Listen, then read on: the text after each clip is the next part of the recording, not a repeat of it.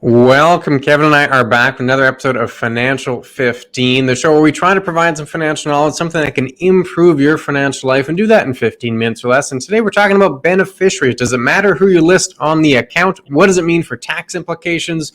We're going to go through all those details.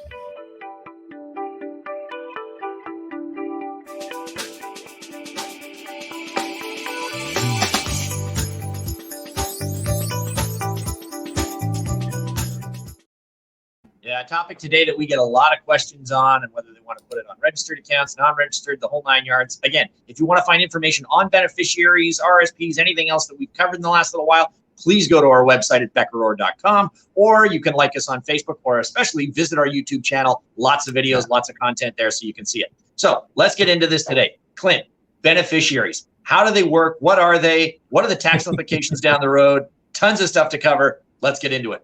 Absolutely. We'll start with a basic definition here. You can see on the bottom of the screen there in the financial role, the beneficiary typically refers to a person or legal entity eligible to receive distributions from either an investment account, a trust, a will, a life insurance policies, multiple products that can have a beneficiary. We're going to zoom in on the registered investments, so RSPs, RRIFs, TFSA. That's what we are going to focus on, but important to know the beneficiary can apply to a wide variety there. And it can be a person, can also be a legal entity. For example, you could leave a charity as a beneficiary of your RSP if you're so inclined to do so. So let's dive in, specifically looking first at RSPs. Kevin, who can you name? What are the options here when it comes to your RSP?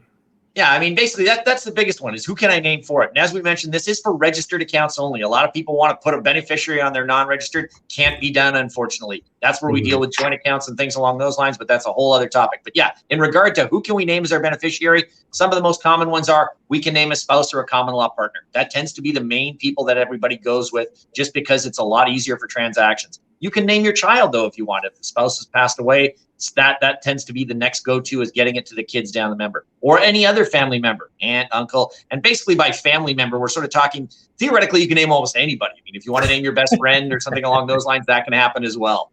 The estate tends to be another common one, depending on whether I don't know how I want to play this. And again, charity. So theoretically, you can have multiple beneficiaries on there. You can designate percentages. There's a lot of common ground that can be dealt with this, but it's also a wide range of people that can be named. Mm-hmm. And the reason we'll get into the reason here, but why do we separate spouse from child from all, essentially from everyone else, is because there's special consideration for those individuals. Specifically when it comes to the RSP or when it comes to the RRIF, there's something called a spousal rollover, and you need to be listed as a successor annuitant in order to qualify. Successor annuitant, essentially the spouse or common law partner would qualify as the successor annuitant. So that's why you put them in a special category, because there's some tax implications there, special tax treatment for those individuals. We'll go through an example here to spell that out.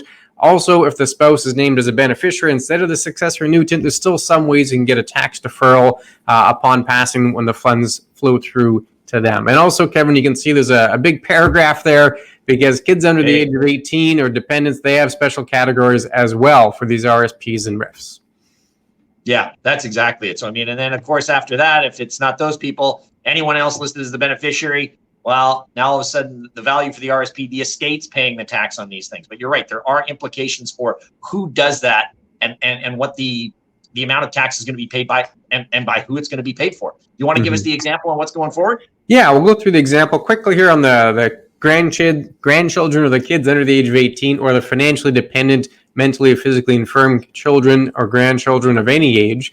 In that particular situation, the money would go to a trustee or a guardian on a tax-deferred basis. Then as the money left that trust and was paid to the beneficiary, paid to the kid or the grandkid, that's when it would be taxed. So there is a special tax consideration there for that category. But let's go to an example. This is the RSP or a RRIF. We're going to look at the spousal rollover and compare it to someone that's just a regular beneficiary. So if you had $50,000 in your RSP, Kevin, and at the date of passing it was worth $50,000, and you simply listed your spouse, very simple. It goes right to your spouse.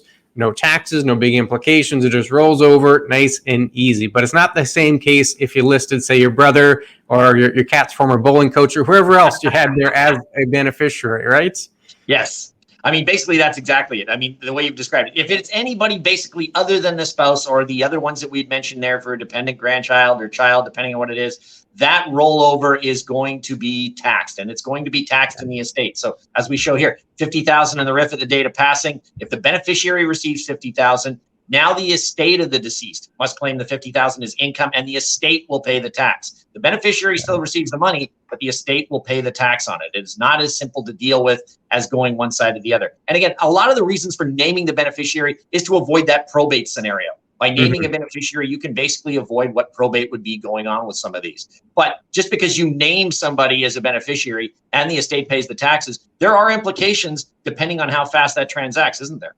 There's lots of implications there, because keep in mind, if I name my brother the beneficiary of my RSP, and when I pass away, there's $50,000 in there, he gets a check for 50 grand, but my estate has to claim the income for that value. And there could be some implications. If there's not enough other assets in my estate, other money in my estate to actually pay that tax bill that came from my RSP, the Income Tax Act, you got the exact jargon there, can consider the RSP beneficiary jointly liable. Essentially means they can go after the beneficiary.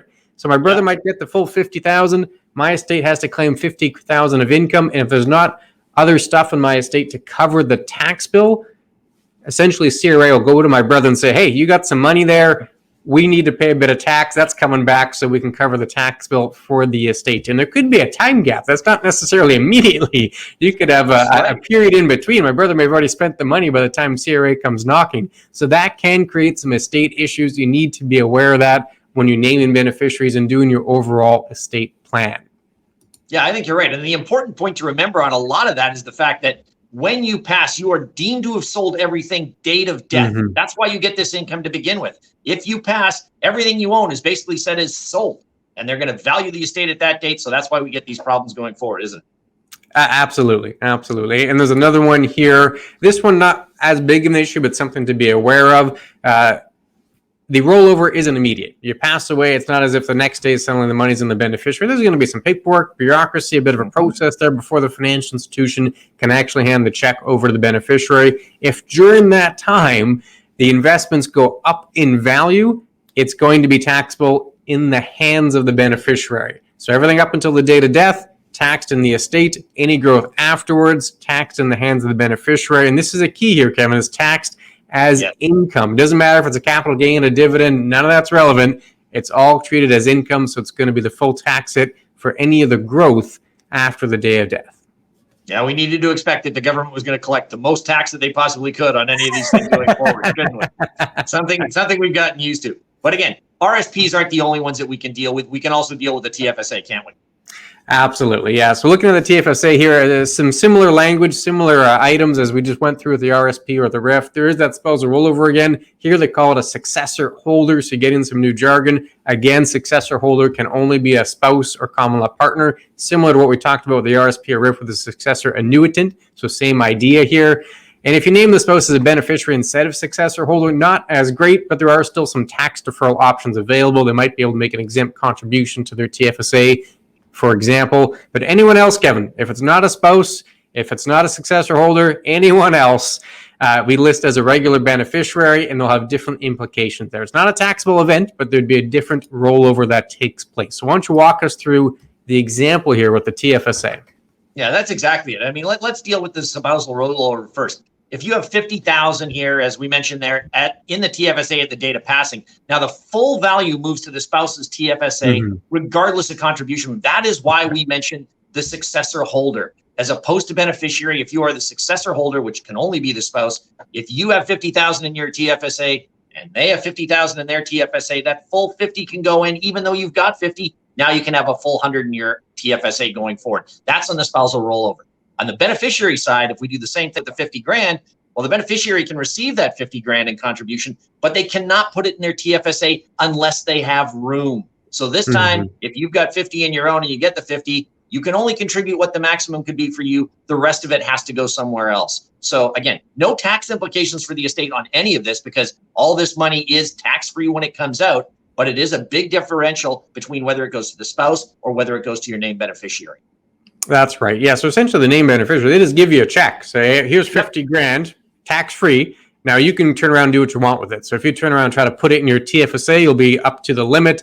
But with the successor holder, the spousal rollover there, they don't give you a check. It goes directly into your TFSA, regardless of the contribution room. And we have a similar wrinkle here as we did with the RSP or the RRIF, that any growth after the date of death, so if someone passes away January 1st, but with all the paperwork back and forth, you don't actually get the check until March 7th. And by that time, the investments have grown. The growth in that time period, the growth after the date of death, is taxable for the beneficiary. And again, taxable as income. So just that growth, not anything prior to that. However, if you're a successor holder, doesn't apply. The full value just goes right to the spouse. Not a worry. This is only if someone's listed as a beneficiary and only if the investments have grown after the date of death. So there's an extra little wrinkle there to be aware of. Anything else you want to cover on this, Kevin? No, you know what? I think that's covered a lot of it. Again, we've gone through this fairly quickly. So remember, beneficiaries, it's not as simple as just saying, I'm going to put this name on. Know what all the aspects are of it, what the pros are, what the cons are for each one, how it's going to work in your financial plan and your situation. So by all means, if you need anything, please feel free to contact us on this. You can consult us at chatwithclintonandkevin.com. It's down there on the bottom of the screen. Or if there's any other topics in regard to registered products or beneficiary knowledge that you want to know about, we're always here and ready to go for you. Other than that, I think we've done a good job of covering the registered aspect. Anything you want for a final closing comment? Well, I think you tied it up well there. The idea is that when you're naming a beneficiary, there's a few extra implications. So it should be part of your larger estate plan. That's the real take home there. It can't just be a one-off, should be part of the larger plan. And with that, we'll say, everyone take care, stay safe. We'll be back again with another video.